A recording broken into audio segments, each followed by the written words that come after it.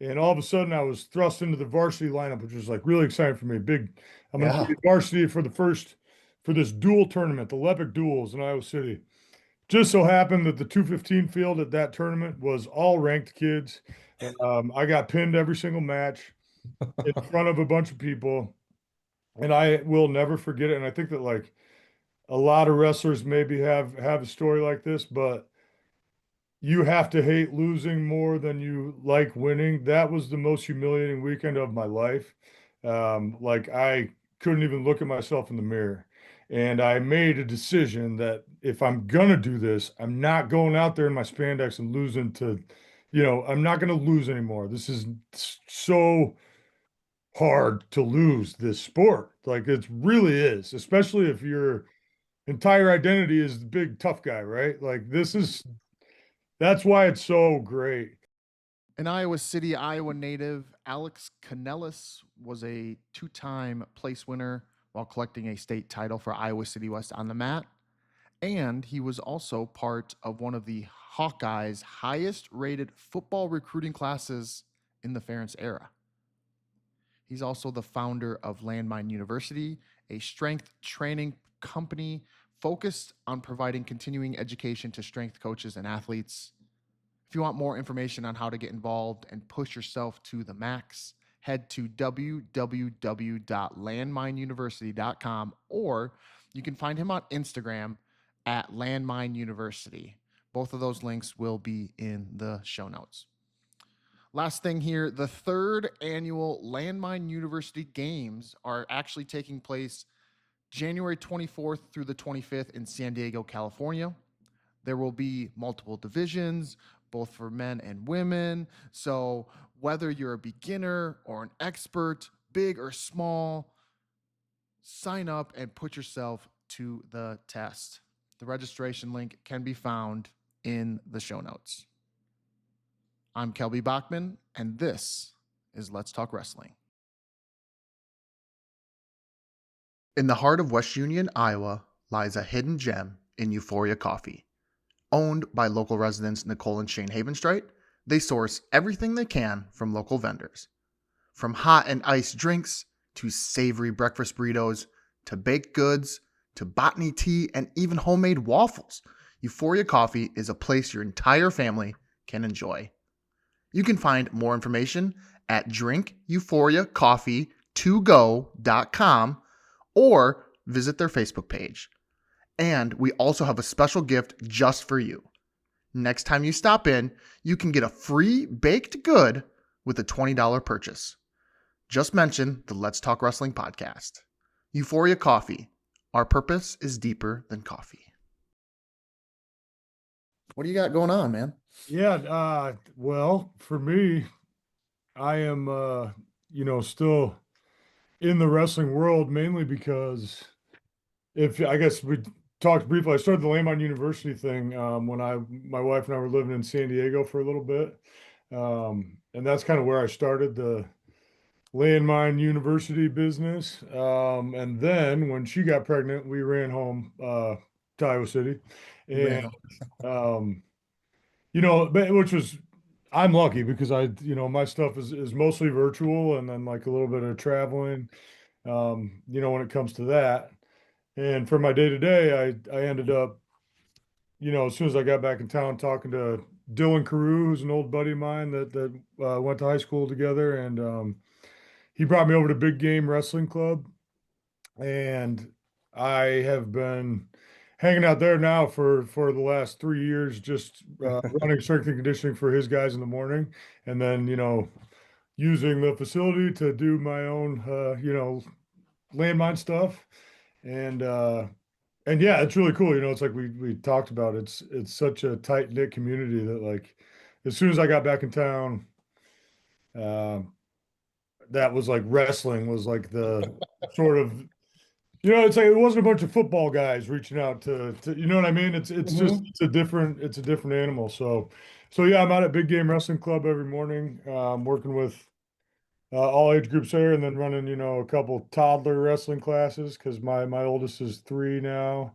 and so yeah, I'm still in the the wrestling world, um and I developed the landmine stuff, and it's kind of become popular Yeah. with wrestlers. Like I just messaging with RBY and meeting with him on Monday to give him a refresher, and so that's been really cool. When I was in San Diego, I had a chance to work with Burroughs. I was at a company called Weck Method, and we got to work with Jordan and just kind of show him some alternative, training methods or whatnot.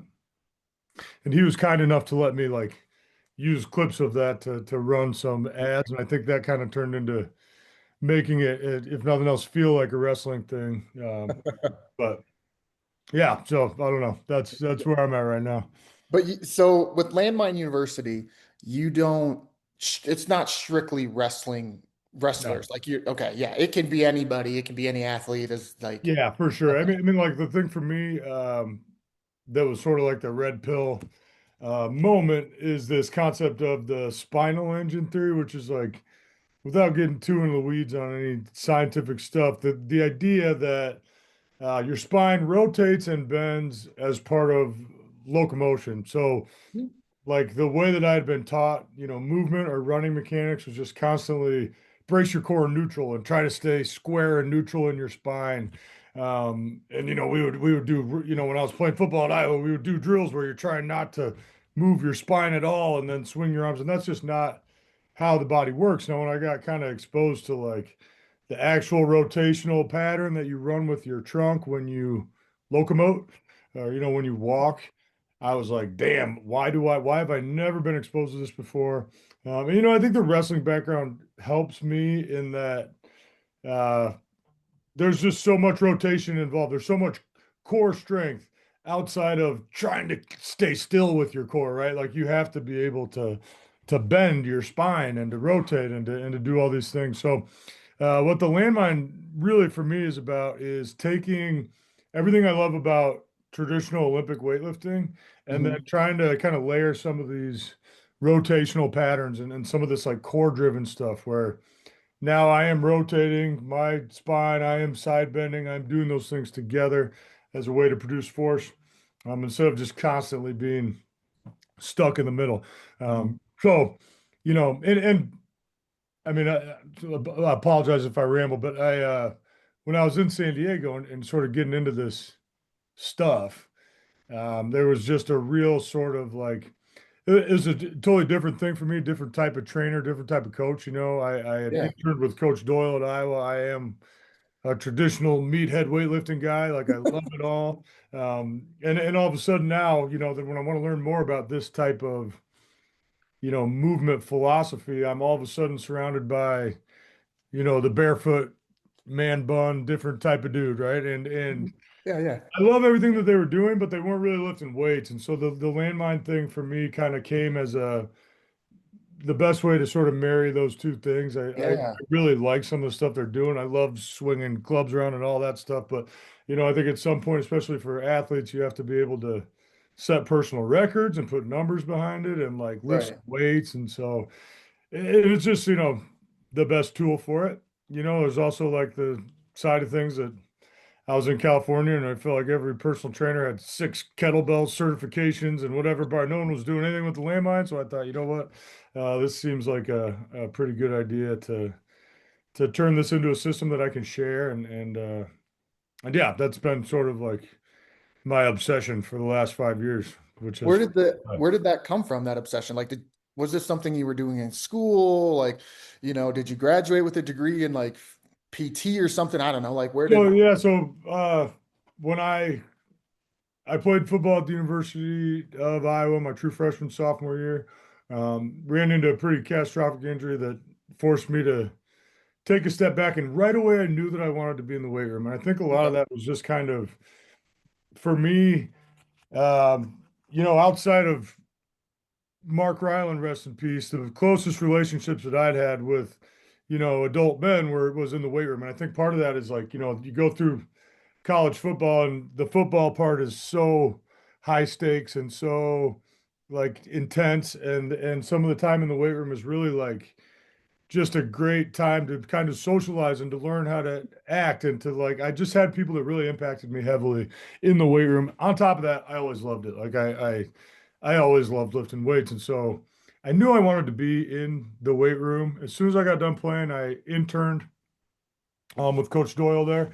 And the main issue, and this was something that he brought up to me, through observation, which I'm very grateful for, was that it was really difficult for me to go from being teammates and buddies with these guys that were like the same age as me to all of a sudden telling them that they're not getting low enough on their squats, right? So like as soon as I could get out of that environment, I did, and I started working at Iowa City Regina, which is a Catholic school in town, and taking over their weight room and coaching football.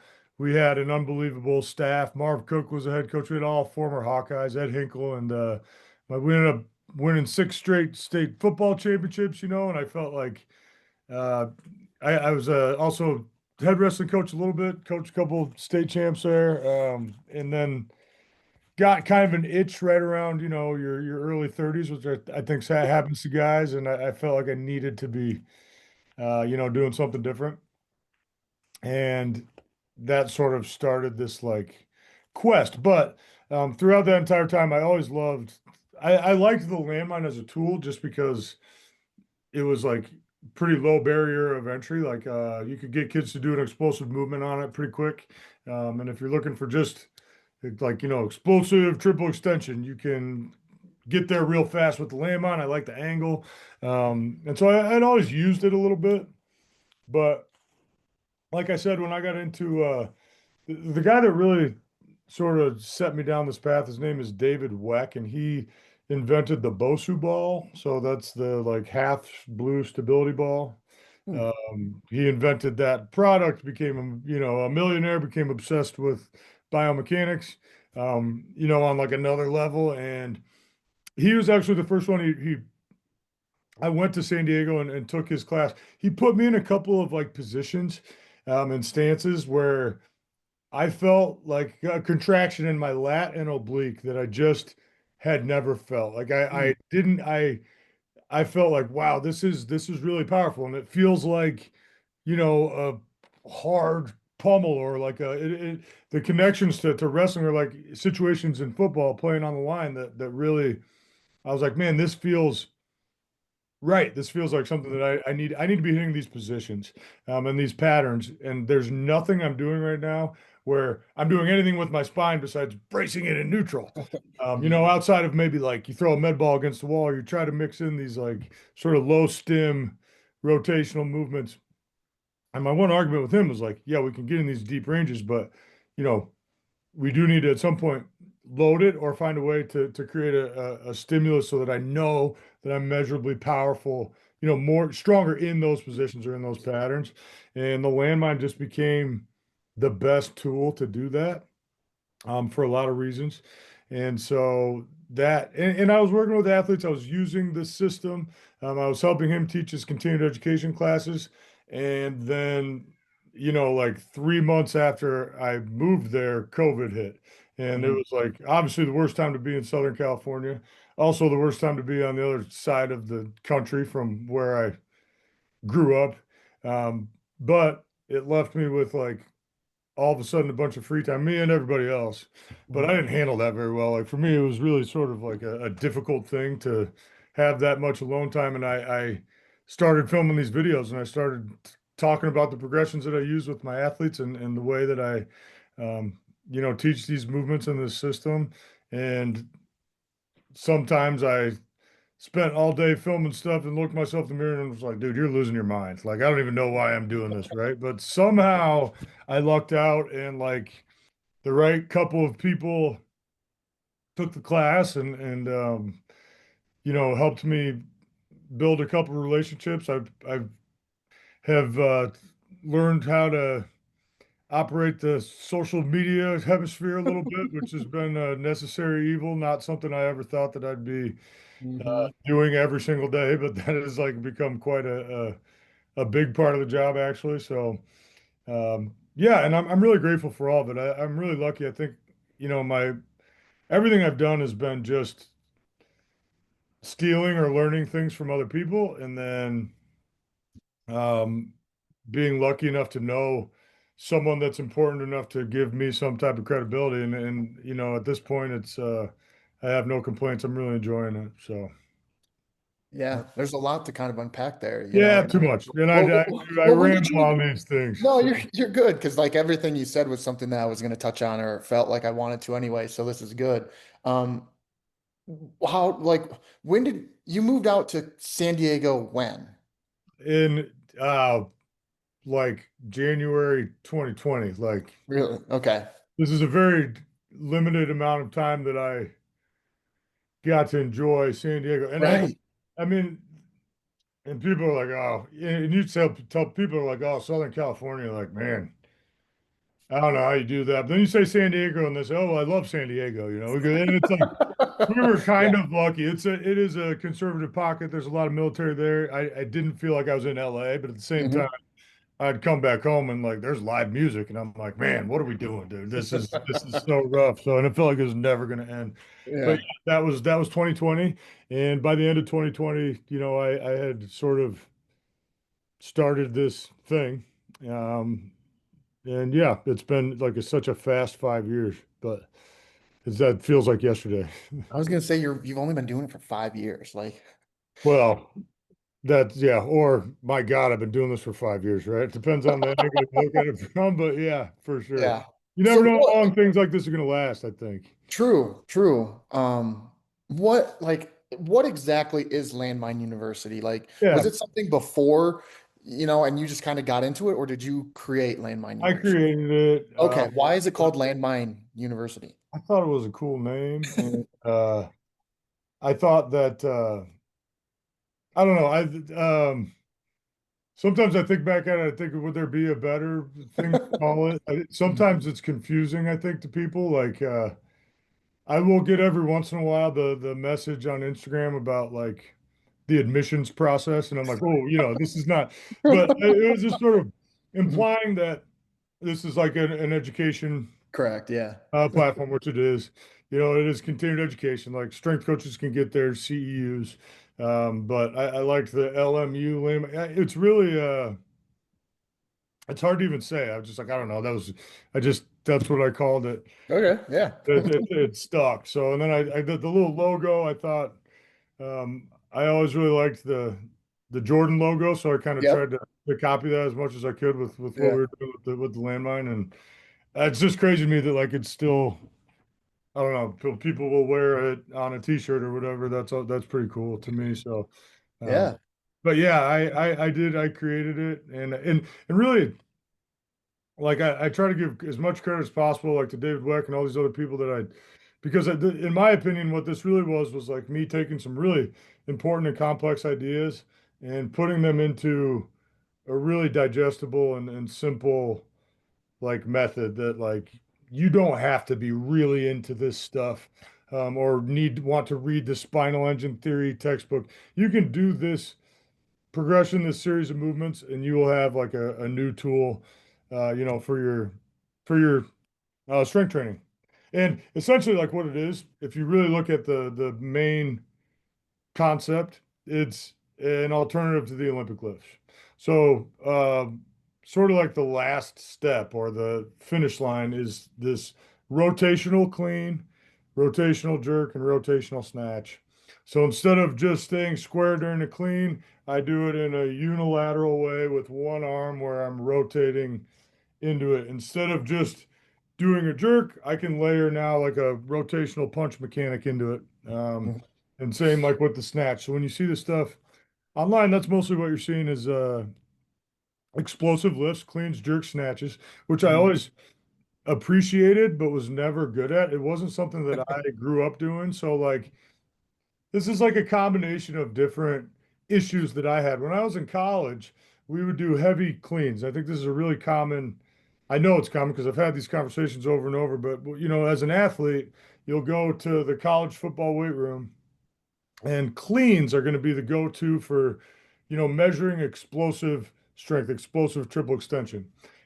The issue I always had was that I was over here doing something totally different than what this guy who grew up in high school with the coach who taught him how to do cleans is doing because he looks smooth and great and whatever. And I am not doing that. My legs are going out to the side. I can't get my elbows through. And I'm still, for some reason, loading 400 pounds on this and using this as a measuring stick. We're not doing the same exercise. So that was always kind of, and I got deep into Olympic weightlifting with my athletes. And I think if it's taught the right way, or if you're patient enough as a coach, it's a beautiful system as well. So I always I wanted to be that guy. Like I really wanted to be that guy that was nailing the snatches and the cleans and looking smooth doing it. But I felt like it was kind of a high barrier of entry, and I also felt like we were lacking consistency just as an overall program. So that's another, bird I was trying to kill with this stone was that like, hey, if you don't want to get into that and spend half of your session every time teaching your kids how to do cleans, here's a clean that there's triple extension. The bar speed is very similar. You can load it up the same way, but the positions are a little bit more natural, and the ability to kind of rotate into a catch, it just makes it easier for people to learn usually. So there's that side of it too. Are there less injuries with this type of technique that you teach versus like the clean, the jerk, the snatch? Like, Yeah, okay. yeah. So the whole thing was sort of designed to be taught, Okay. and there's really kind of two types of movement that are within this library. One of them I would call a coiled exercise. So if you can think of any like lift that you've done where you're trying to keep your core braced in neutral and like you Yeah. don't want to rotate at all. What we've done is we've put ourselves into as much rotation as possible and try to set that as our base posture. So it's like for a landmine deadlift, we will try to maintain a short side and a long side. I'll try to really contract one lat and oblique and stay rotated as I lift the bar. Then that will set me up to express with rotation. So like Hmm. I teach a coiled deadlift, a coiled lunge, and then we add rotation to those movements. And the building, and this is, not unlike traditional Olympic lifts where you would learn your pull from the floor, you'd learn your front squat, you'd split it into segments, and those segment drills are also awesome assistance exercises. So like those are also great lifts in and of themselves. A lot of people take the class and they end up doing a lot of landmine deadlifts and presses, and maybe it's not all cleans, jerks, and snatches, but the movements that we use to teach it are also great movements in and of themselves. And I think for a lot of people, the big light bulb comes when they start doing some of the coiled training, which is not like totally groundbreaking new. It's just something that maybe hasn't been introduced to them as intentionally as we're going to do it, which is like, okay, how far can you rotate and can you hold on to that posture and produce force? Um, and then if you can, then can you take that all the way to the other side? And that's kind of, if I'm making any sense, Mhm. you know, that's the Yeah. idea. Yeah. So real quick, is that you in the logo? Did someone like, is that you Yeah, doing? That's I you? I did it on like my Google Draw app, and I've never updated it. Yes. Yeah, it's like I connected the dots around a picture, and someone Nice. figured Okay. out how to do it. And then this one, the it's actually like I said, I don't know how I've lucked out the way that I have, but it became really popular thanks to social media in South Korea, and that was Really? the first place where I was able to say, wow, this is if promoted the right way, this could be my career. And they love everything American. And they saw this like stretch that we do on the wall, which is like a way that we sort of set people up and teach them how to coil their core. And they said, "Oh, that looks like the Lady Liberty." And they came back with this like incredible Statue of Liberty Wow. logo. And I'm like, that's cool. That's crazy that came from Korea. But that's um, yeah, so there's other, iterations of it, but I try to stick with the OG one as much as possible because I still remember tracing it out, and it's just a funny thing. Yeah, that's Um, awesome. yeah, Man. And to think, I mean, you started When did you start lifting weights actually like? Well, it's so for me, um, I started lifting weights as soon as I could, and like for me, that meant sneaking into the field house and I was I think part a lot of guys probably my age just like culturally it was I was really into pro wrestling. I was really into Hulk Hogan. I was really into Yeah.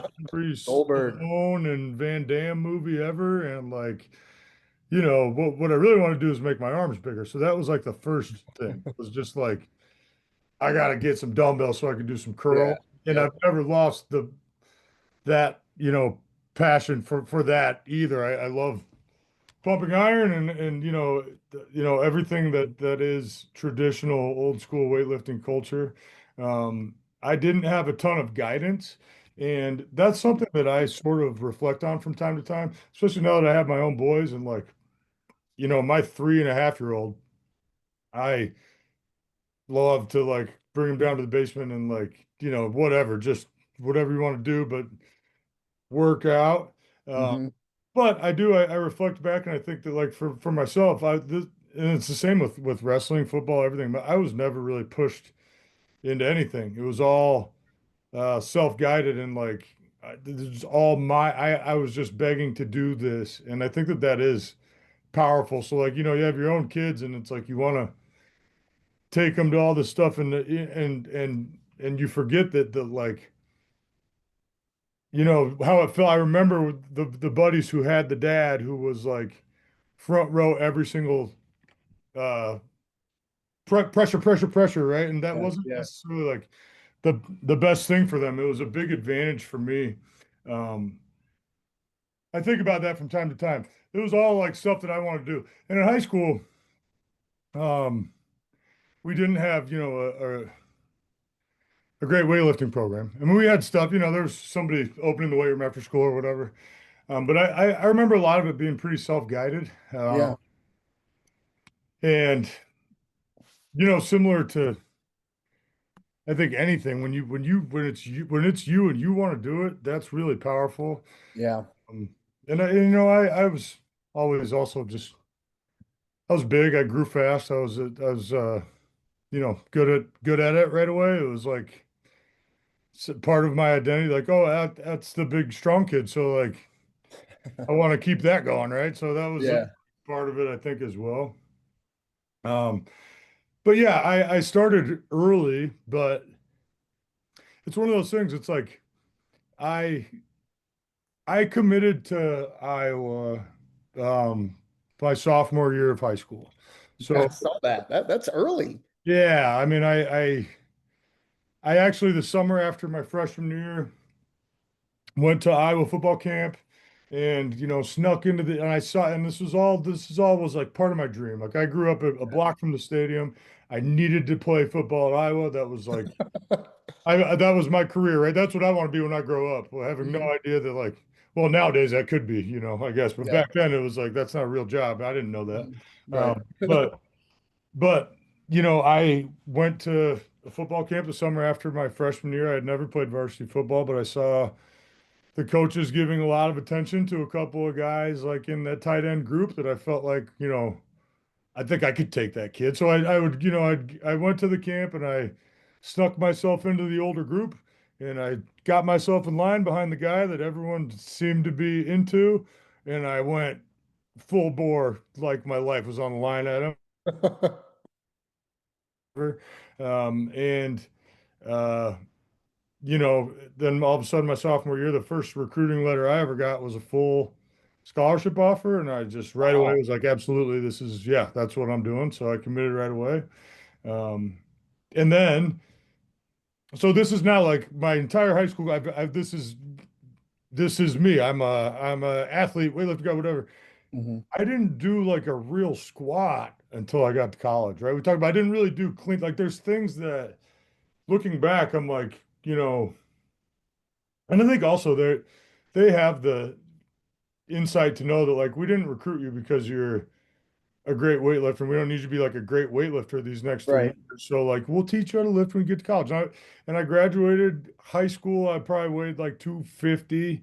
I went through one summer of like heavy squats and things that I just hadn't done. And I Mhm. ended up playing my true freshman year and I was like 275. I gained like 25 pounds of like just ass because I hadn't really done, I was doing curls all the time and that was just seeing how much I could bench. And I think there's beauty to that too, but it's been really that was like I considered myself obsessed with strength and conditioning, but knew nothing about it until college. Mhm. And I think that's a pretty common story. And it's funny to me now because like the kids that I work with are, anywhere from 9 years old to 18. So I try to remember what is important and what the balance needs to be and try to at least because there were things about what I was doing in the basement that I just loved and that I still do. So I want to make sure that I expose them to that as well. But sometimes that's surprising to people because what's presented maybe online is this idea that like everything is uber scientific and optimal and which I think is also great. But so yeah, I've been into it for a really long time, and I think that the fact that I wasn't like really pushed into it or like pushed into super organized uh, things early, sort of has allowed me to continue to be excited about learning more and just that process was always fun for me. I wasn't overloaded with optimal training or information at too early of an age. And so I try to avoid doing that to the kids that I work with as well, if I can, but I don't know, that's a different thing.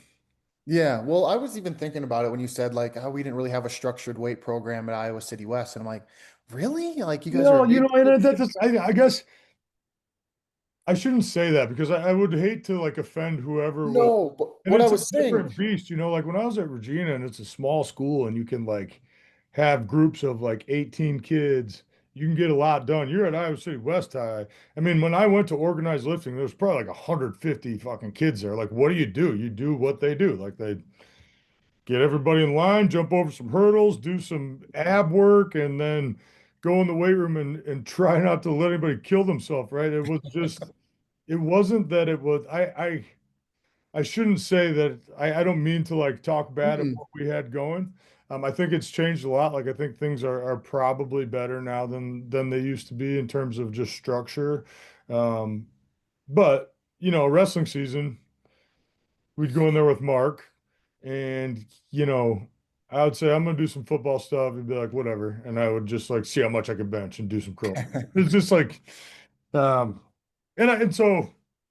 I guess maybe I was just given a lot of freedom. Um, and I actually kind of think that maybe that was a good thing in terms of, long term, because I'm probably going to be doing this stuff the rest of my life. And so I don't mean to say that any part of it was like negative.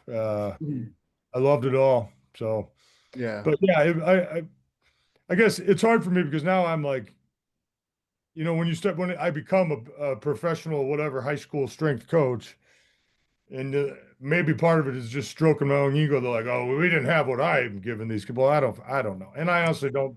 I honestly barely remember. So, um, but I do know that when I went to college, I did not know how to do a hang clean, right, and that I did not know how to do a squat. So, like, that seems like maybe if we had, uh, a measurable amount of structure, those things probably should have been taught to me. I don't know though.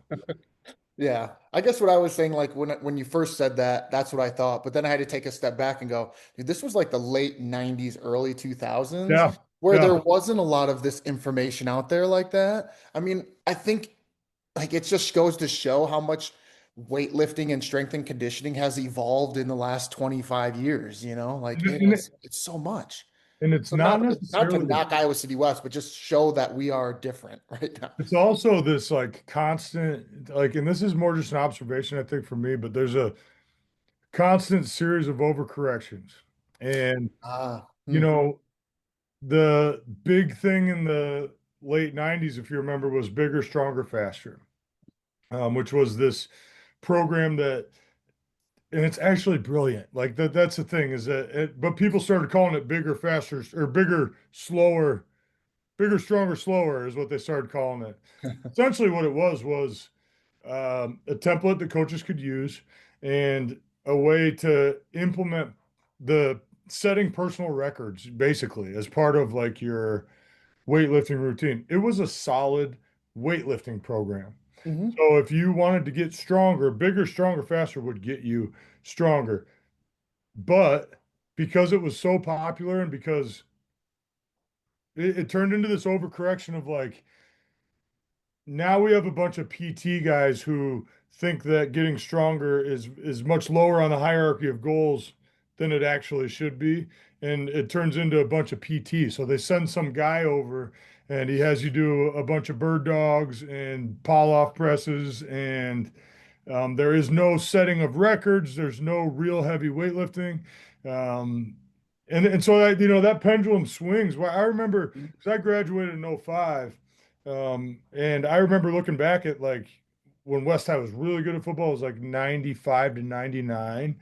And it Hmm. just looked like overall they just had bigger, stronger kids. Like they looked like they really were lifting heavy weight. And we didn't have those kids. And whoever they were sending over to our school from performance therapies or whatever, um, that didn't seem to be one of their goals was for us to get stronger and to set a bunch of weightlifting records. Uh, Yeah. and I think that that is in a way sort of like the beginning of this overcorrection the other direction. You know what I Yeah. mean? Hmm. Where it used to be, and when I was at Regina, people I would think considered me very old school in my approach. We like one of the first things I did was let everybody max out their bench, and none of the kids at the school could bench 300 pounds. And I thought to myself, I, I think that this is, I think it's kind of sad to not even have one kid at the school that can bench three. The highest bench when I first got there was 235. I'll never forget it. A kid did 235, and so I said, if nothing else, twice a week we're running West Side Barbell and we're going to get your bench press up. And I told these guys at the end of the year, anyone that benches 300 pounds, I'm going to make a big poster and we're going to put it up on the wall. It's going to be a 300-pound bench club. Because there's an old sub shop in Iowa City. It was called Hungry Hobo. And back in the day, I Yeah. yeah, Iowa football used to have like a 400-pound bench club, and they would have posters of these, and they're massive dudes, right? And then people say, "Oh, that's when they were taking steroids or whatever." Like, okay, but I always wanted to be on that poster, so we implemented that at Regina. The first year that we did it, we had 3 kids that got to 300 pounds. Nice. My last year, which was like 8 years later, we had 14 kids on that poster, chains around their neck and whatever else. And look, that's not like and the argument that the coaches now will say is bench press is a terrible performance metric. And it's like, okay, that's fine. But if you're going to line up in a 1A football game, and I'm going to tell you that 14 of my kids bench 300 pounds and none of yours do, and that's the only information that you have, Yeah. I would still like be fairly confident in making a bet that that team's going to, you know what I mean? Like it is a metric. Like it's not, it's Right. definitely measuring something. And so I've always, I think that like the current state of things is better than it was probably in the early Hmm. 2000s, but it's this kind of pendulum that swings from, old school common sense is what I call it, which is like that used to guide, I think, a lot of programming in general is just like old school common sense. And the Right. best coaches have sort of the best eye for what they need to do. And then the pendulum shifts into this just bombardment of information where you're like, learning how to train every muscle in the body and every plane of motion, and like you end up not getting good at anything. Hmm. And so I try to be aware of that, and I think that's something that all of us can think of, like when we were in high school or whatever, where that pendulum was. But and I don't even remember where that rant started, but it's always just been interesting stuff for me. Yeah. basically it started by like how everything's evolved over the last 25 years. And part of that is also like everyone's trying to find the next best thing or Yeah, to copy like, okay, this team looks really strong or this team looks like this. So what are they doing? And you right. try to mirror that. And like you're saying, there's just all this information out there and trying to weed through the bullshit essentially And I've with it's that hard common for me, sense, you it's know? hard for me, like the triggering thing for me is what I'm doing right now with the landmine thing is that like I know that I am trying to sell the next best thing. Um, but the perception I think is that I don't like the old stuff or that, this is like supposed to be some dogmatic approach where you stop doing everything that's worked for 100 years, and I'm really not that guy. Um, but I just think that there's like some things that we can do that are pretty easy to include, and that they don't need to replace what has been proven to work, but they can work the same way in just a couple different patterns and positions. So that's like how I try to sit with it. And the other thing I think that swings is the serenity of like really good coaches in that, at the end of the day, most of the time you you can take a kid from a B minus to a B plus, but he's never going to be an A. And the kid that is an A minus might never work out at all. And maybe he does and buys into it, and you can turn him into an A or an A plus or whatever. But a lot of the stuff is predetermined, and strength coaches can only do so much. So like that also I think has I like the direction that's going right now, where I see more and more coaches that have serenity enough to know that we're gonna do everything we can to help you perform a little bit better. But ultimately, your work in your sport is more important. And Mhm. you know, it's like it really takes the pressure off as a strength coach when you acknowledge the fact that this is a really small piece of this puzzle. And when Mhm. you know that, it lets you just do the best things. Like I'm just gonna do things that I know work, and I'm not gonna try to sprinkle some magic dust on there because it's probably not gonna work anyway. And so yeah, I that's like part of the philosophy that I like the direction that's moving, and yeah, for whatever that's worth. Even though sometimes, that direction means feeling like you don't need to learn Landmine University, which you do, right? But no, Right. it's yeah, so there's just like that constant like balance for me, inner struggle. But Yeah. yeah, No, I think you said that at the beginning that like you are using old school techniques, but you're trying to marry them with like kind of new thoughts and improvements. Like you were talking about the whole trying to keep your spine, centered like and right. tense and you're not trying to move it. That was kind of one of the old school techniques that you're like, maybe we should change that a little bit, but still kind of keep some of the other old school stuff. So I think you explained it pretty well that you're a Oh, thank marriage of you. both.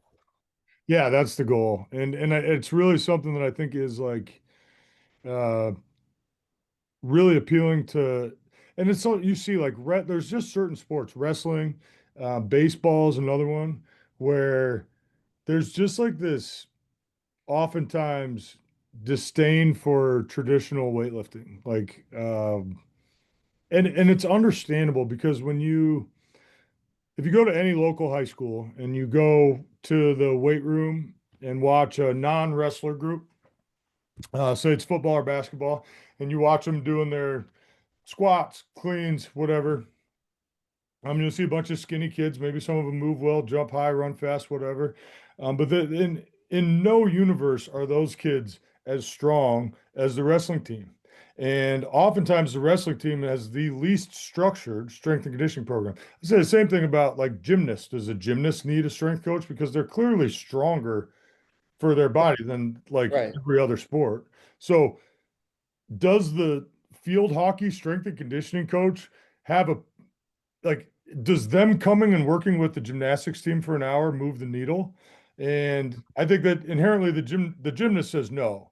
The wrestler says no. And so what ends up happening, this is something that you see like at the university, they just recently, within the last 5 years, hired a certified strength coach. It always used to be Joe Williams or like a former wrestler that was done competing and that was now the strength guy, but was also drilling in the room, and they're doing the same workouts in the weight room that like, and ultimately it's like they swing dumbbells up and do curls, and it's about working hard, right? It's about, um, and the fact that they're constantly expressing strength the entire wrestling practice, like it turns into this. There's a almost a disdain to where like you please don't send some guy who's never wrestled in here. I don't care how much he knows about strength and conditioning. This is not this isn't us. This is a different thing.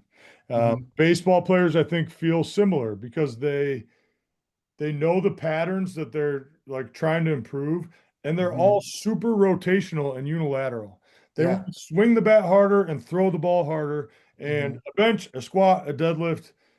There's no way to like, and coaches do like they'll come in there and they'll try to sell Olympic weightlifting to the softball team, and like they'll have a whole PowerPoint that explains how important it is to be able to accelerate and decelerate and triple, and they'll talk about everything besides the actual pattern, which is constant neutral.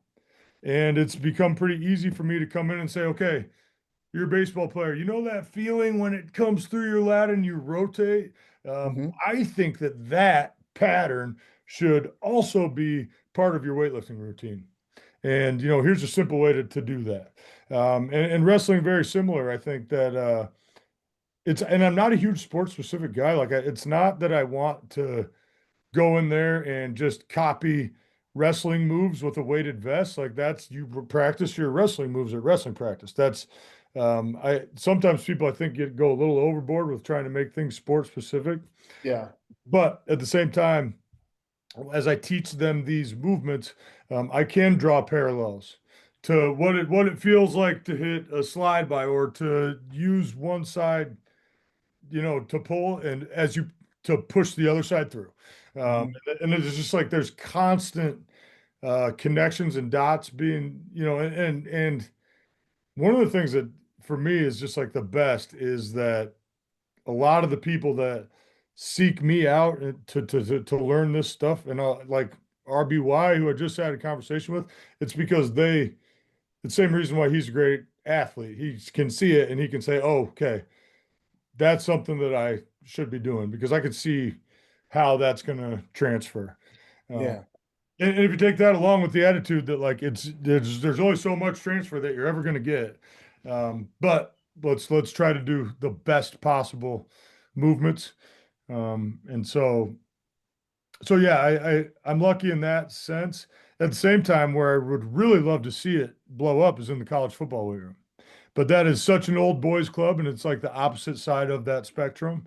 Yeah. That it's like that has been my great white buffalo. It's hard for me to get into that world because that is the world with the most structured education system, and I am saying that some of the things that they have been taught are wrong or suboptimal, and it's kind of hard to break into there. And so the combat sports, um, things like baseball, tend to be much easier conversations for me to have because they have this strange disdain for traditional weightlifting, and I think that it's understandable. I think also like when you see if we use any method as like the gold standard, and if powerlifting is your gold standard, then you should look at the best powerlifters in the world and ask yourself if that's how you want your athletes to move. Hmm. And ultimately, the best powerlifters in the world tend to waddle around a little bit and like maybe lose the capacity to throw and run and jump and cut. Hmm. And that's not because they're powerlifting. And I know that, right? If they had continued to run and jump and cut, they could do all those things together. And I use powerlifting in my program, but just seeing what the big weightlifter guy looks like, that's not part of the goal for a lot of athletes. Combat Right. sports, baseball players, rotational sports, that tends to be the most obvious like examples. And so that's where I've had probably the most success. Um, but I see the benefit for the football guys. And Yeah. so, that's part of like my little mission is trying to see it get a little more popular in that world. Yeah. Good luck. Yeah, right. No, it is what it is. Yeah. So then how did wrestling come into all this into your life? Like we've talked a Sure. lot about you doing football and Yeah. weightlifting and everything, but You know, like obviously you yeah, wrestled a little bit, you know? I did. I did. I was pretty good, I like to think. So my dad, who's not super into sports, but Oh, really? yeah, he was a little bit into wrestling. Yeah. And when I was a youngster, he ran the youth program at Regina, and he did coach wrestling when he was in Wow. college. And he coached at Regina. He coached a couple state champs. Um, he was always big on telling me, and I took his advice when I was a head wrestling coach, that anyone can be a head wrestling coach in Iowa City if you just do your diligence and find one of these incredible former wrestlers that's in town that just graduated and let them run practice, right? And just your job is to answer the parent questions or Mhm. whatever. So, and that was always kind of his philosophy, I think, when he coached high school wrestling. And I think that is the truth that, like, if you don't have really good people in your room in Iowa City, then you haven't looked for them because they're out here and like there's a lot of guys that would love to come in and run your practice. But he ran the youth program when I was a little guy. And it was, honestly, some of my best memories, just I think because it was time that I got to spend with my dad. We'd go and roll the mats out together and put them away together. It was just once a week, Saturday morning for like 3 months of the year. But that was like my first exposure to wrestling. We played a lot of games. He was really good about just, and I'm trying to take that philosophy, with my kids. Just, I was sad when it was over. I did one tournament every year. It was the Regina tournament when I was a little kid. And, I was a big kid, so I would usually get my trophy and then they'd make me bump up and get beat up by some kid that was older because there was no one for me to wrestle that was actually my age. But I loved it. I liked it. But then, junior high came. I also loved basketball. And when Oh I was in eighth grade, I was, 6'4", 180, and I was like, my gosh, really? yeah, and I was this tall, skinny kid, and I was good at basketball. I could dunk a basketball in eighth grade. So it was like, this is I want to be Shaq. And this is also now, I also grew up in the time of Michael Jordan, which was Right. he was the most famous human being on the planet, and everyone wanted to be Michael Jordan. So I loved basketball, and I played basketball in junior high and was really into it. The summer after eighth grade, I spent that whole summer playing basketball. I was moved up to the sophomore team. So I was really Wow. excited because I was going to be on the sophomore team as a freshman. And that was like a big deal for me. And West High is a great basketball program as well. Um, and, right at the end of my ninth grade football season, there was like real conversation had with me and Coach Ryland, who was my seventh grade football coach, and was like, really awesome guy to me. And he talked me kind of into it a little. I'd say talked me into it a little. I mean, the big sell for me was that if you want to be good at football, you should go out for wrestling.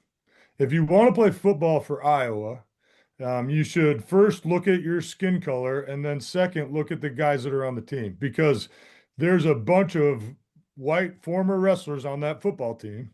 And there aren't a lot of you know, basketball. And I was, and also the realization that like, dude, you're done growing. Okay. Like you're not going to be 7'2". When you're the tallest kid in sixth grade, you think, man, I might be like 7 feet tall when this is over with, right? I'm a head taller than all these kids. But it was that, for me, it really came down to, like I said, I had this like single dream of being on that football field, and they rightly so sold me on the idea that if I want to do that, this is the sport for me. So ninth, and I did both in junior high, of course.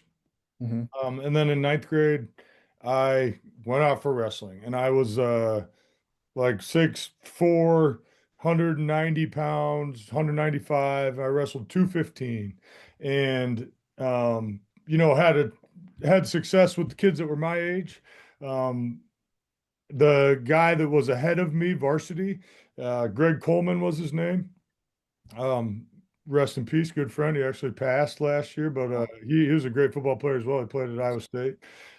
He got caught drinking, and the spot opened up, and all of a sudden, I was thrust into the varsity lineup, which was like really exciting for me. Big, I'm going to Yeah. be varsity for this dual tournament, the Lepic Duels in Iowa City. Just so happened that the 215 field at that tournament was all ranked kids. I got pinned every single match in front of a bunch of people, and I will never forget it. And I think that like a lot of wrestlers maybe have a story like this, but you have to hate losing more than you like winning. That was the most humiliating weekend of my life. Like I couldn't even look at myself in the mirror. And I made a decision that if I'm gonna do this, I'm not going out there in my spandex and losing to, I'm not gonna lose anymore. This is so hard to lose this sport. Like it really is, especially if your entire identity is the big tough guy, right? Like that's why it's so great. But that spring, and this is what Coach Ryan was so great about.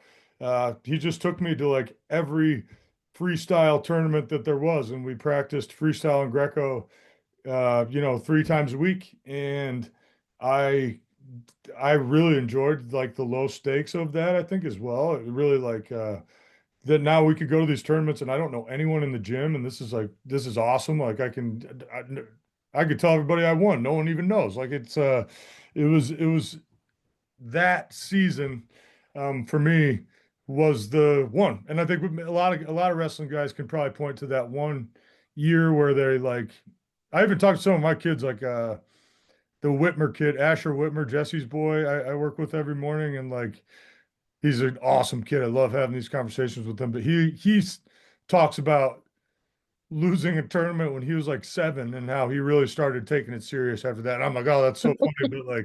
But he has that like sort of memory of when it didn't go so well, and he decided like he wasn't gonna let that happen again. Uh, Mhm. and so then my sophomore year, I think I got fourth or fifth at state. I was again not, I was like 205 pounds. But I had a good year that year. And Why don't you cut down to 89 at all? Did you ever think about so that? Greg was 89 at that time. So my sophomore year, Oh, wow. we were pretty neck and neck. Um, I didn't want to cut because I was on my way to being Um, I wanted to be a 300-pound football player. And also I had like legitimate muscle dysmorphia, and that when I looked myself in the mirror, I just thought that I was so skinny. And I Mm, still have that issue. And on top of that, I think part of it, and I don't really remember making the decision, but part of it too was that like it was an easier weight class. I mean, the I could really compete my sophomore year at 215. yep. And if I had cut down to one, and I'm not saying I wouldn't have been able to compete, but I think there was just better wrestlers at that weight. Um, you know, I don't think that I didn't feel like cutting to 189 would necessarily result in a better season. And I was also trying to gain weight. Then my junior year, I came out of football season weighing like 255. And we had my classmate Wow. Travis Mead was my classmate at the time, and he was a heavyweight. He was like 265. And actually coming into my junior year, uh, well, not my junior year. So coming into my junior year, we were kind of making this decision. Like we both felt like we could maybe win state at heavyweight or 215. I decided to make that cut. So I cut from 255 to 215 my junior year. And Wow. that's sounds like a lot of weight, but when you're like a big guy who's constantly stuffing his face, it's not, it wasn't necessarily like, it wasn't like a super impressive cut, but, I but mean, it still was a 40 substantial pounds is cut. 40 pounds though, you Yeah. know? And I do remember like junior year. And so I won state that year. And like, um, I, they had night before weigh-ins, which I was like so excited about for the championship. Of So if you course. make it to the championship, you get the night before weigh-in. And then actually like when I won that year, right before my match, I just jumped on the scale and I was like 236. And the guy that I was wrestling was a 205 pound, guy that was one of these not cutting any weight. And I threw him and pinned him in the first period and just felt way bigger than him. But then my senior year, uh, coming in, and Trav got fourth that year at heavyweight. Coming into my senior year, they actually had me and him ranked 1 and 2 at heavyweight. So we were both at heavyweight on the same team. And that was like the most fun year. I mean, for me, but then I Really? got injured. So my senior year, Oh, I had beat four of the top 10 guys. I hadn't been out of the first period. I mean, I was like 265 jacked and just like, yeah. this was so easy for me, and I had Travis in the room. I had like the second best kid was my partner. Like he was better than these kids, which is such a great. And I was at West High, so like they'd bring in Matt Fields to work out with us, and John Osendorf, Big O would come roll with me, and I had all these incredible partners. Um, Mhm. and then I over Christmas break, my shoulder popped, and instead of my rotator cuff tearing, it tore off a piece of bone from my shoulder. And so they had to go and scope it and like staple everything, and I was done. I couldn't wrestle, Wow. which was really tough. Trav, who was my backup at the time, won state. So that was like the silver lining there, that we both got our state championship. And like it was I mean it's fuck sucked for me, but like it was it's now it's cool because we can look back and talk about it. But so yeah, so that was like my basically wrestling career. I did the freestyle. I won field cadet, I think, 1 year for Greco. That was probably the highest like national tournament that I won. I wrestled some really good kids in that stuff. Fields and that Dustin Fox, and like there were some really good guys that I would run into a lot. And I just I always I also, to be totally honest, like my favorite thing was when wrestling season was over. I mean, it wasn't like it was hard, and I love that and appreciate that now. But at the time, I never considered myself a wrestler, Yeah. but my God, I wouldn't trade any of it. Now I consider that one of the like, I mean, I played football at Iowa. I played my true freshman year or whatever. But like if I want to impress somebody with an I was a Gatorade player of the year in high school, whatever. If I want to Yeah. impress somebody with an accolade though, winning state in high school wrestling is still that is like the height of my athletic achievement. And I can appreciate that now. Because that means something to people that, oh, you won state in Iowa. That's like, and I'm like, yeah, you know what? It is really cool. And I am really proud of that because like they're just the hardest working guys. And I'm all forever indebted to the sport, and just love it. But Yeah. yeah, it's my another rant, but that's my wrestling history, if you will. And like in terms of what I actually was like as a wrestler, my junior high coach, a guy named Pablo Ubasa, who Here's your junior high coach? he was a junior high coach at Northwest Junior High, and he ended up Wow. losing that job. I know, crazy, because he's like, and he coached and that was another thing. I will give Pablo, if he's listening to this, some hardcore props, because what he did with me in eighth grade was he taught me how to just bang underhooks and go for the bear hug. And I'm serious, Kelby, that's all I did.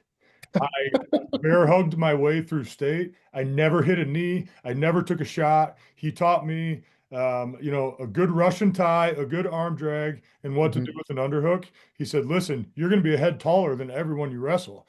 Like they're either going to be fat or they're going to be taller, or they're going to be your height, but they're not going to be as strong as you." And so, and looking back, like, and Mark was always trying to, he's like, man, you got the best high crotch. Like, you could tech everyone if you just shot high crotches on these fat kids, right? But I really took to the upper body stuff, and I credit Pablo for that. Sort of just like it changed the entire sport for me because I felt like I needed to.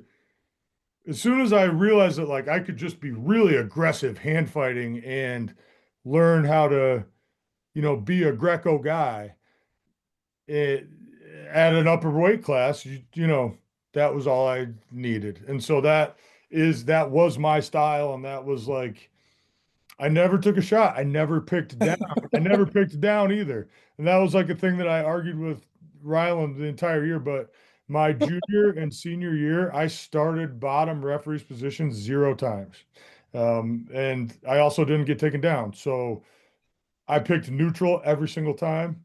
And I just charged underhooks. Like that was all I did. So, and yeah, man, looking back, it's like, yeah, Pablo's, I've just been really lucky. I was really lucky. Think about the towns that I could have been born into and like just probably never reached a high level in that sport. I was really lucky to be in Iowa City and have the right, you know, few people take an interest in me and help me figure this stuff out. So, but yeah, I think I had Pablo for the 2 years that he was an actual junior high coach, and then of Wow. course he's still doing his thing and has like a fingerprint on so many incredible guys who Yeah. aren't all digging underhooks, right? Like this is him looking at a tall, skinny junior high kid and saying, "Hey," it was just like a very Yeah.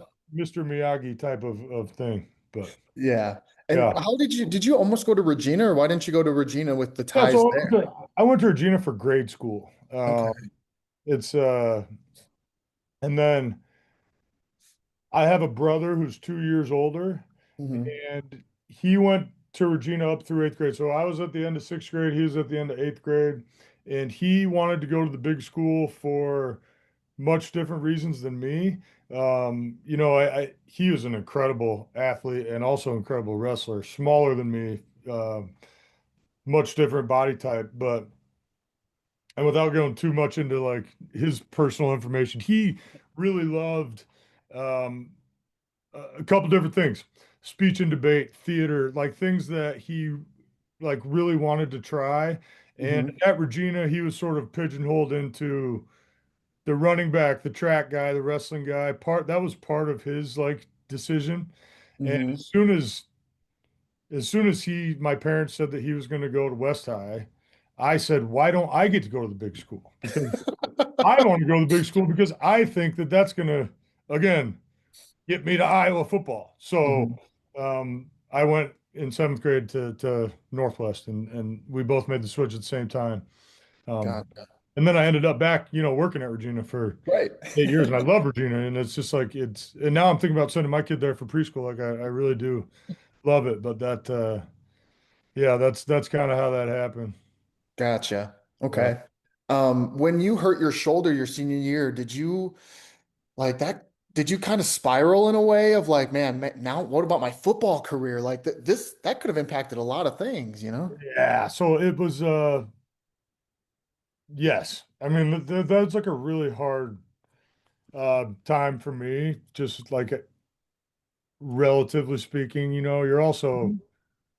you're also 17, you know, Right.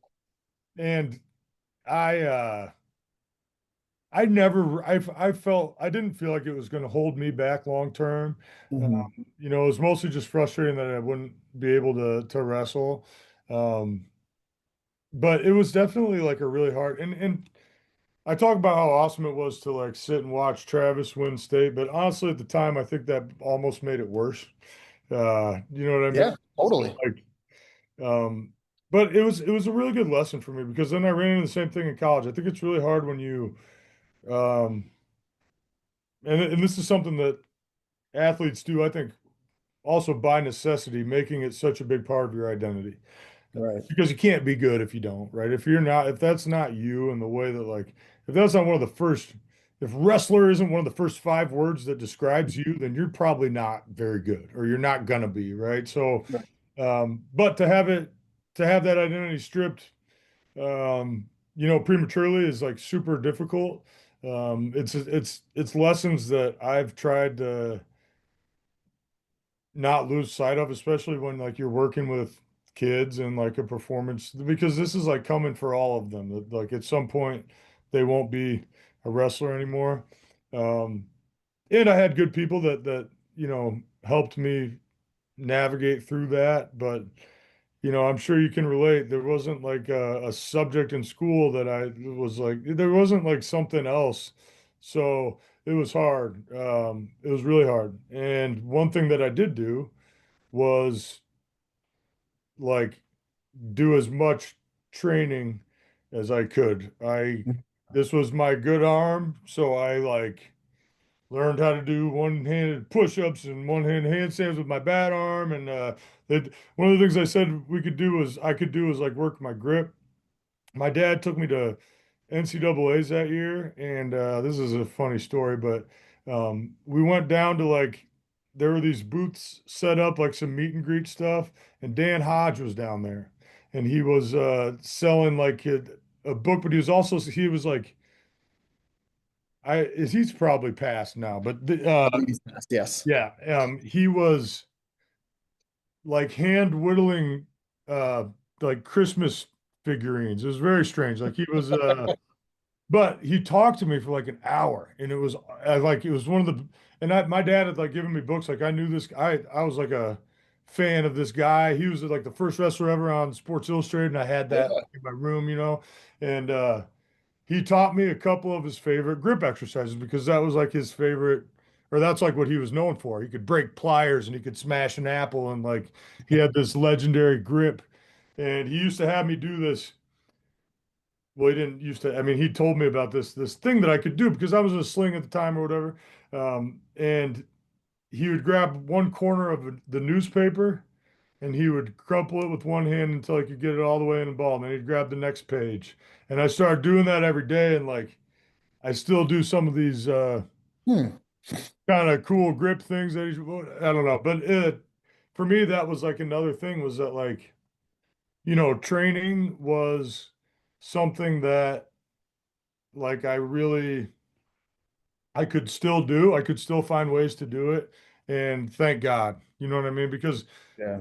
that's not that way for everybody. If I had like broken my neck and gotten paralyzed, I honestly don't know what I would have done. So I kept training through it, and I also gained an appreciation for training's sake, just as like a mental health vehicle, like that you can't go to wrestling practice, but you can do something that makes you feel like you're getting a little stronger. So Yeah. but yeah, man, dude, it's no way to not to. It was tough. It was really hard. That was not fun. And that same thing is going to happen to numerous kids this year. And I just like uh, my heart goes out to them. But I also confidently could say that if they can get through that they can get through a lot of things that are going to happen in life that are going to be similarly disruptive. So Yeah.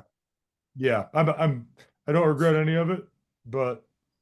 If I could go back in time, I'd skip practice that day. Yeah. Um, you were a part of one of the top recruiting classes, like, gosh, that Iowa has had in recent memory. I mean, that class was stacked nationally. Yeah, Like, it did was. you It was. And it didn't pan realize? out. It didn't pan out, which is also, Maybe not quite, but yeah, some really incredible guys. And incredible. yeah. And, my best friend and roommate, when I was playing was Pat Anger from Bettendorf. Yeah. He was like the last one, man. I mean, he was like an afterthought, and he had probably, one of the most successful careers out of all of us. Um, But there was Ryan Bain, who was also a state champ from Illinois. And that was fun to have, a couple wrestling guys, Tony Moyaki, Dace Richardson, a couple guys like a guy named Dan Doring, who didn't end up maybe having the career that he wanted, but was just hugely touted out of high school. All these guys were in the Army game, if you remember that. Yeah. And so, yeah, what I remember most about that was that it was just a really exciting time to be Yeah. 18 years old and in Iowa City. Um, but I was the first one in that class, and I was not like, I mean, if you weren't local, you probably didn't know, who I was at that time, but it was, as all that happened, it was cool. It was fun. Yeah. Yeah. And how did you play both fullback and linebacker at Iowa City West? Because being a 3A school, or maybe at the time, maybe football, they were 4A or 5A, I forgot. But It I was mean, that's pretty impressive to be on both sides of the ball at that size of a school. Normally you only play one side, you know? yeah, I think, I mean, my memory is foggy, but I do wonder if I might not have been able to do one of them a little bit better had I had more breaks. I mean, those were like super exhausting games. I do know that. You know, my senior year, we beat City High for the boot. It was a big deal. They were ranked like third or something, and I had 38 carries that game, so I ran the ball Oh my 38 God. times, and I also played defense and every special team as well. Like I was running down on kick. Oh I my think gosh. back at on it, and it's just like I don't know. I don't know if it was just like different back then too. I think we played a slower game. I played fullback, ran right up the middle. It was more like rugby than what you see now. It was just like scrum after scrum. But and I played linebacker. I moved around a lot on defense. They put me at nose guard. They put me at DN. They moved me around, and you know, it was, I just remember it being really tiring.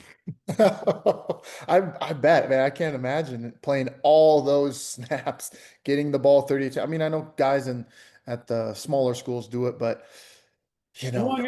it's like, I do think it's all relative. Like those guys at the smaller schools that do that, those are hard-nosed dudes, right? Like Mhm. that is, it's not inherently easier if you're like breaking off big runs every third, you know what I mean? Like that Yeah, might be harder. I don't know, but it's such an intense sport. I think that ultimately the way that it's moved, the direction it's moved is just not designed to be played that way anymore. yeah. And you see less and less of it. So, um, I had a chance to work this last year with some alignment over at Liberty High School in North Liberty here. Yep. And Scott Chandler from Iowa is the head coach there now. And Wow, really? Okay. yeah, so very cool. But like to see the way that they do it, like no one's playing both ways anymore. So Yeah. it just I don't know. And there's also just like this thing where you feel like that was just a couple years ago.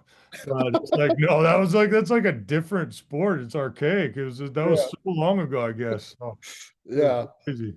That's cool that he's back in town and he's, Yeah. and a lot of that it seems like a lot of guys that graduate from Iowa, football, wrestling, whatever, they kind of somehow find their way back or they hang around for a while. Like, It's a pretty great place, I think, to raise kids. I mean, I'm biased and know no other place, but and I think, for me it's different because I grew up, like I said, a block from I grew up in the same neighborhood I'm in right now. So oh, uh, really? yeah, I mean, I can only speak to my own experience, but Mhm. um, it makes you feel good when guys come back, and I think there is Yeah. like a special kind of community support, and just like a lot of that comes from the top too. That like I mean, gosh, there's only been two football coaches at Iowa my entire life. Um, Hayden Fry and Kirk Fry. Like, there's no other school that has that, Right. and because he's so respected, and because he has just always conducted himself so well, um, I think that trickles down and influences the way that you're treated in the community. I mean, if I tell people that I played football at Iowa, their head, I think, goes right to how awesome of a guy Coach Ferentz is and how Iowa football means that, right? That like you have this respect and support from the community, and a lot of that is because of I think just the way that he's run that program. I can't say enough good things about him. So um, I think that that's like a big part of it. I think that's a bigger part of it than someone might like inherently Mhm. appreciate. But he sort of, yeah, created this experience. And Scott played in the NFL for 9 years as well, and he grew up Yeah. in Texas. And like, you'd rather be a head football coach in Texas, right? But Yeah.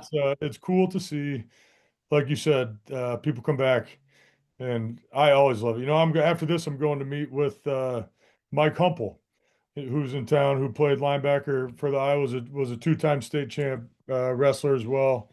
And yeah, it's just cool to have those guys in town because I kind of maybe always knew I would be in town, but I didn't know that all those guys would still be in town. So it's definitely cool. And the wrestling I Yeah. think, as well. It's like, and man, that's another thing that I think comes from the top. It comes from what Coach Ryland had, but in terms of Iowa City West, the culture is still so strong that when I pop over there for a meet, I inevitably will run into, I mean, Nate Moore's coaching, of course, but Right.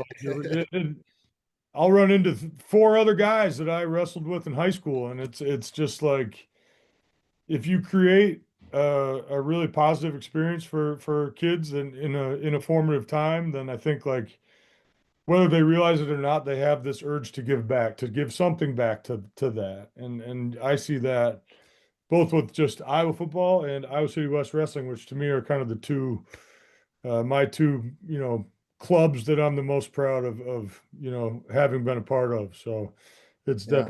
definitely fun. Yeah. And you're working with somebody who's giving back to the community in another way, like Dylan Carew, Oh, I mean, he's example A. He's exhibit A, Yeah. right? And like, you know, we all got something from coach. And I think like when you really do, when you get something from, that means something, or you feel like someone had a real positive impact on you, it just like, I don't know. Uh, it's a different measuring stick in terms of like how rewarding it can be. Yeah. And, Dylan, man, really like cannot say enough about him, but how lucky we are to have him just in the area. And, Yeah. you know, and also, he went to, similar to me, like our college careers didn't pan out the way that we thought that they would.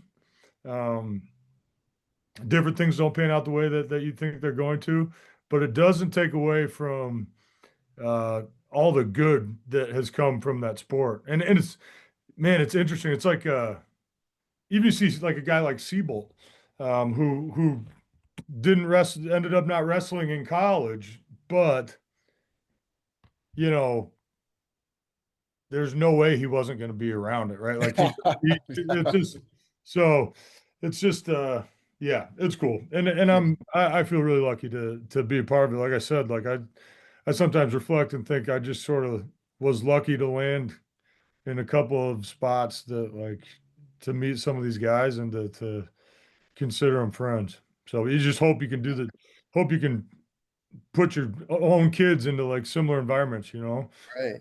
Yeah. And Yeah. that's part of it. It's part of why people come back because Yeah.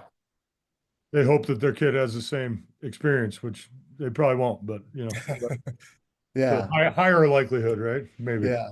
What was it like? I'll let you go here um, in a minute, but like, what was it like to realize your dream of playing football at the University of Iowa, running out as a true freshman with the recruiting class we just talked about that was top 6 in the country or something like that? Yeah. Like, it was insane.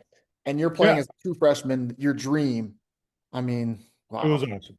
It was awesome. It was awesome. And I think like it's one of those things that there's a lot of layers to it. For me in particular, because and it's really, comparison is the thief of joy. Like at the end of the day, it that is a bubble that popped for me. So that's one thing. That, it's I think I tried to think back to what that felt like and how amazing that was, and it was so amazing. And then, to be a senior and not be on the team anymore and to see the guys go out for senior, then there's like that. And then you're like, Yeah. oh, ultimately, um, I think where I'm really lucky is that I learned that you can accomplish something if you obsess about it, because that's was my life, was just like obsessing about this, and somehow I made it happen.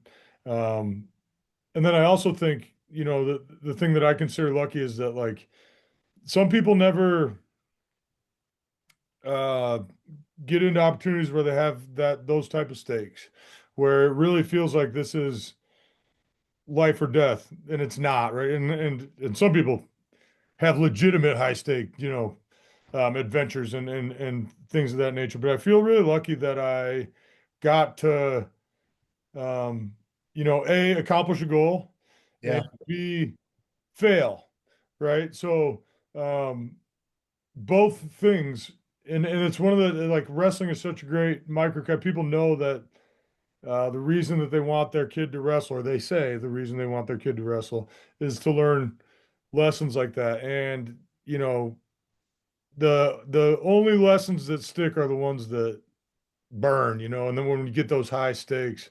So I try to be grateful for that as well.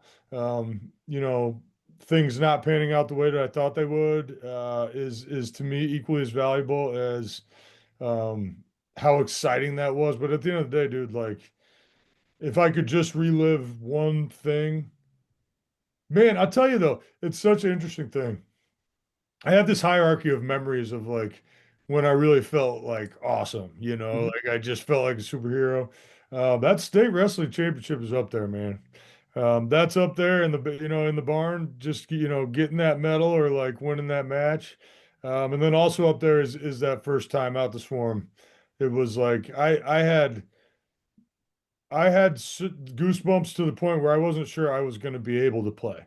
I thought I might just have to go up to coach and be like, dude, I'm too fired up. I can't, like, I'm going to blow an assignment, like, this is too much, but this is like overwhelmingly beautiful. Um, so yeah, it was amazing, but I also think, the bad parts were equally as amazing in terms of like my development as like a human. So, for whatever that's worth. Yeah. Yeah. So, so what's next for you? You got this Landmine University, you're kind of helping out with big game and you pop into Iowa City West. Like what do you have a long-term idea of what Alex Kanellis is up to next? That's a great question. That's something I should think about. No, I'm really enjoying what I'm doing.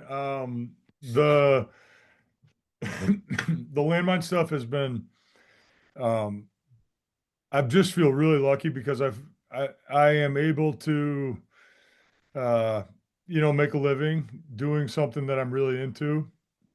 I'm continuing to try to grow that. I have master coaches in different spots now. So there's a coach in Korea, Japan, Wow. Czech Republic. I go to Germany in May. It's allowed me to travel. I want to keep doing that for sure. And then, the big chapter two for me was when my son was born. And I really want to do that as well as I can, whatever that means. Yeah. And right now, I think for me, the big thing that I'm trying to be good at is the work-life balance and just trying to really set my hierarchy of goals that I'd like to spend as much time with the boys as I can. Um, and try to put that above making as much money as I can because that sometimes can be hard, Yeah. for me to do in my brain. But um, I think that, like, in terms of short term, I'm just like constantly excited about that. So that's like a fun thing for me. But I think I'll be in Iowa City for the foreseeable future, and I think I'll be trying to sell this landmine stuff for the foreseeable future. And you know, I'm not real itchy right now about the next thing, so we'll see. Good.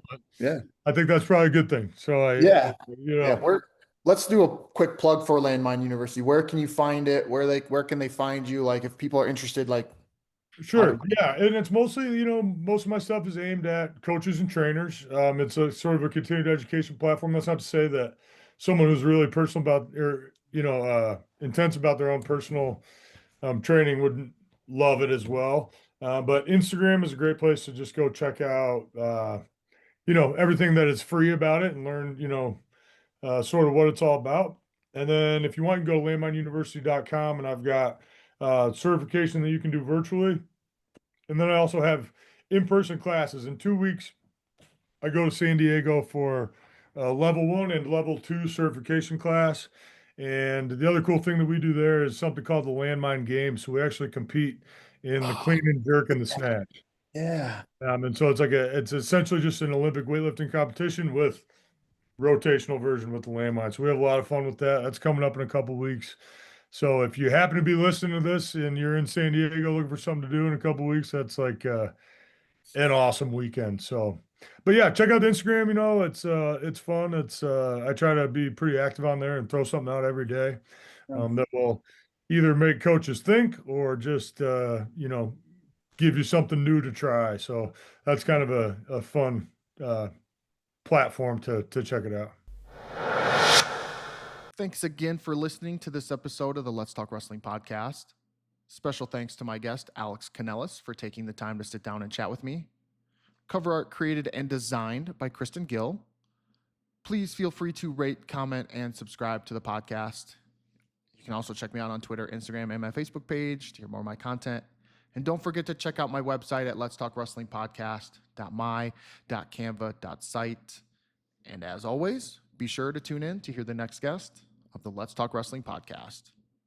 Take care. See you next time.